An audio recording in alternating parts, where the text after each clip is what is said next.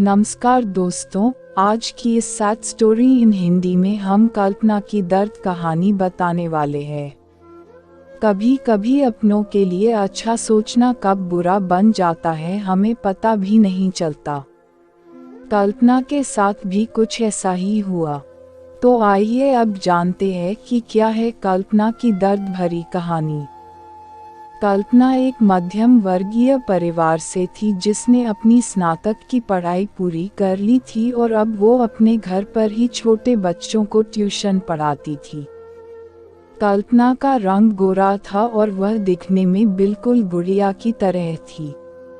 कल्पना के माता पिता उसकी शादी के लिए एक अच्छे लड़के की तलाश कर रहे थे, तभी कल्पना के मामा एक लड़के के बारे में बताते हैं। वो कहते हैं कि लड़का का नाम राहुल है, वह किसी कंपनी में मैनेजर के पद पर है और महीने के 70,000 कमाता है। कल्पना के माता पिता ने लड़के की फोटो देखी तो उन्हें लड़का पसंद आ गया।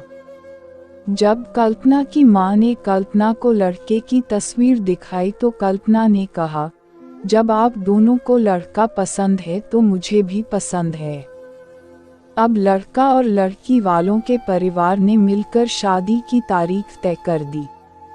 कल्पना के माता पिता बहुत खुश थे कि उनकी बेटी की शादी एक अच्छे घर में हो रही है। पूरे धूमधाम से कल्पना की शादी हो गई। अब कल्पना अपने बचपन के घर को छोड़कर एक नए घर चली गई।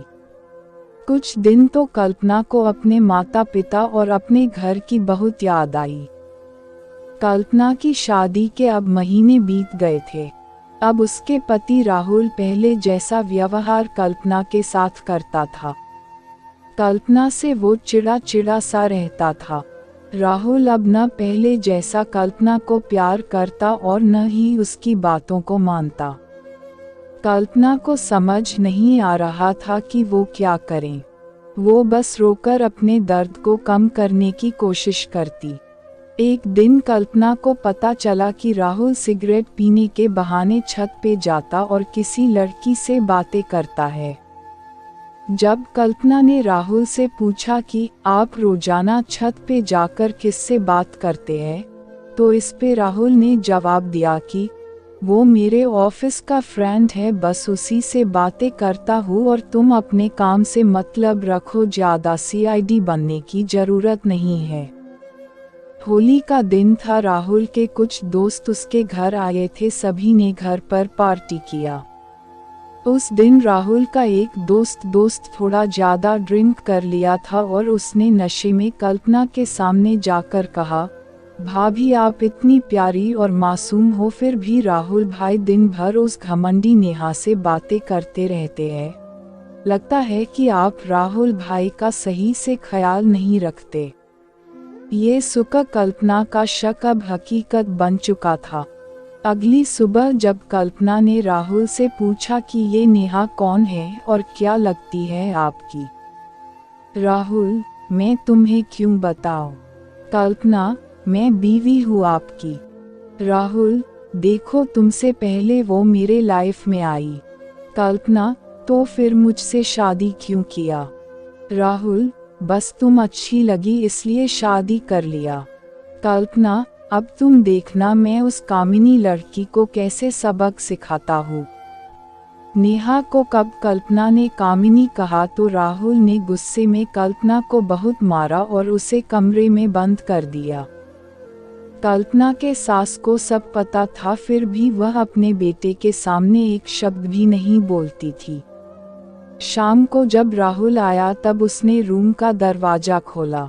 उस दिन कल्पना की तबीयत खराब हो गई, फिर भी उसी हालत में उसने खाना बनाया। कल्पना ये सारी बातें अपनी मां को बताना चाहती थी, लेकिन चाह कर भी वह नहीं बता पा रही थी, क्योंकि वह जानती था कि अगर उसके माता पिता को ये सब पता चलेगा तो वह परेशान हो जाएंगे। राहुल अब कल्पना के साथ नौकरानी जैसा व्यवहार करने लगा। छोटी छोटी बातों पे उसे मारता। कल्पना अब धीरे धीरे डिप्रेशन का शिकार होने लगी। उसके दिमाग में गलत ख्याल आने लगे। अब न वो समय पे खाना खाती और न ही किसी से बात करती। आखिरकार एक दिन कल्पना ने रूम में फांसी लगाकर आत्महत्या कर ली। कल्पना ने आत्महत्या का कारण किसी को नहीं बताया, लेकिन उसके सास को पता था कि कल्पना ने आत्महत्या क्यों किया। दूसरी तरह कल्पना के माता पिता का रो रो कर बुरा हाल हो गया। कल्पना की मां ने पुलिस को आत्महत्या कारण उसके ससुराल वालों को बताया। पुलिस राहुल और उसके माता पिता को ले गए, लेकिन पैसों के दम पर कुछ ही दिनों में राहुल और उसके माता पिता जेल से छूट गए। जीवन में अक्सर अच्छा दिखने वाला इंसान अच्छा नहीं होता। उसके अंदर कहीं न कहीं बुराई छुपी होती है और वही बुराई किसी की जिंदगी को बर्बाद कर देती है। कुछ ऐसा ही कल्पना के साथ हुआ। तो दोस्तों, आपको ये सैड स्टोरी इन हिंदी कैसी लगी, आप हमें कमेंट्स के माध्यम से बता सकते हैं।